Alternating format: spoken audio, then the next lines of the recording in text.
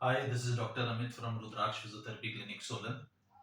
आज मैं आप लोगों के साथ बहुत एक इम्पॉर्टेंट टिप शेयर करना चाहता हूं, अपने कोलीग्स के साथ भी, अपने स्टूडेंट्स के साथ भी और अपने पेशेंट्स के साथ भी। हर एक पेन जो लेग में ट्रेवल कर रहा है ऑन द आउटर एस्पेक्ट, बाहर वाली साइड पे, और नमनेस अगर फील हो रही है बैक से बटक्स तक, हिप्स तक और थोड़ी सी अपर थाई तक, दैट डजंट मीन कि वो सियाटिका है। उस तरह का पेन या नमनेस किसी और चीज से भी हो सकता है। हम हमेशा ये ना सोचें कि ये सियाटिका के सिम्टम्स हैं। कई बार क्या होता है, सुपीरियर ग्लूटियल नर्व इम्पिंज हो जाती है, जिसका पेन बहुत सिमिलर होता है सियाटिका की तरह, जिसमें आपका ऊपर एसआई जॉइंट के पास से पेन थोड़ा सा बटक्स के बाहर की तरफ आते हुए यहाँ थाई के अपर साइड में आ जाता है। तो हो सकता है आपको सुपीरियर ग्लूटियल नर्व का इम्पिंजमेंट हुआ है। ये होता किन लोगों को है, जैसे कि पहला कैटेगरी के लोग हैं जो कि जिम जाते हैं, जो एथलीट्स हैं, जो कि वेट लिफ्टिंग की एक्टिविटीज करते हैं, जैसे कि डेडलिफ्ट्स कर रहे हैं या फिर हैवी स्क्वाट्स कर रहे हैं, और उनका वेट बेरिंग जो है वो एसआई जॉइंट के पास, हिप के पास अनइक्वल वेट बेरिंग है। सपोज राइट साइड में वो ज्यादा वेट बियर कर रहे हैं स्क्वाट करते हुए, और लेफ्ट साइड के हिप में वेट जो है वो कम बियर कर रहे हैं। तो वो अनइक्वल वेट डिस्ट्रीब्यूशन जो है, उससे एक हिप की ग्लूटियस मीडियस मसल वीक रह जाती है और एक तरफ की ग्लूटियस मीडियल मसल अच्छी तरह से ग्रो कर जाती है। तो वो वीक ग्लूटियस मीडियस मसल जो है, it becomes week, and in certain positions and doing exercise it becomes tight also. So that becomes weak and tight. Due to its weakness and tightness, the nerve is crossing around the you can say gluteus medius muscle, superior gluteal nerve उसके पास से जा रही है और वो इंपिंज हो जाती है, और फिर उसका पेन बटक्स में और थाई में पेन एंड नर्वनेस, पैरास्थीजिया, टिंगलिंग के सेंसेशन शुरू हो जाती है। तो हो सकता है वो सुपीरियर ग्लूटियल नर्व का इंपिंजमेंट हो।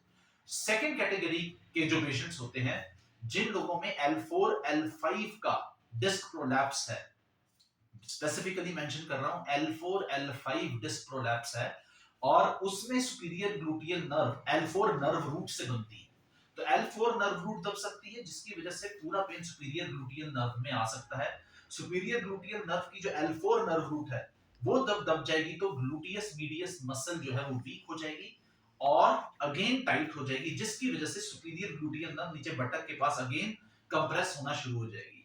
तो इन दो तरह के पेशेंट्स को ध्यान रखना चाहिए कि हमारी सुपीरियर ग्लूटियल नर्व का इंपिंजमेंट हो सकता है। इसको हम ठीक कैसे कर सकते हैं? सिर्फ एक ही सिंगल एक्सरसाइज से हम इसको ठीक कर सकते हैं।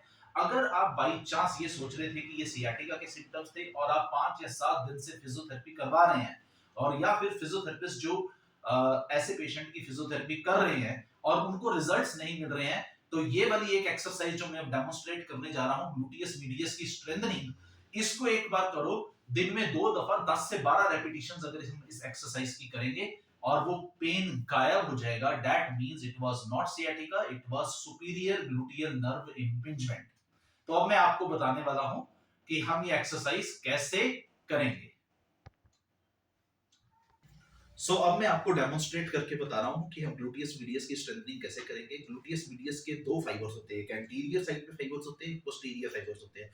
तो पूरी मसल हमने स्ट्रेंथन करनी है, तो एक पर्टिकुलर डायरेक्शन में ये मसल स्ट्रांग होएगी। तो हम क्या करेंगे, हम इस लेग में, सपोज इस लेग में सियाटिका का पेन आ रहा था, तो इस लेग की ऑपोजिट लेग पे हम साइड लाइन पोजीशन पे आ जाएंगे, करवट लेके हम ऐसे लेट जाएंगे। सपोज मेरी राइट साइड जो है, अपर लेग जो है वो राइट है, उसमें पेन आ रहा था, मेरे को पेन एंड नंबनेस यहां तक आ रहा था। तो अब मैं इस लेग को ऐसे ले जाऊंगा पीछे को, इस ये हिप का एक्सटेंशन हो गया, एंड फिर इस नी को मोड़ते हुए इसको अंदर को ऐसे टर्न करूंगा।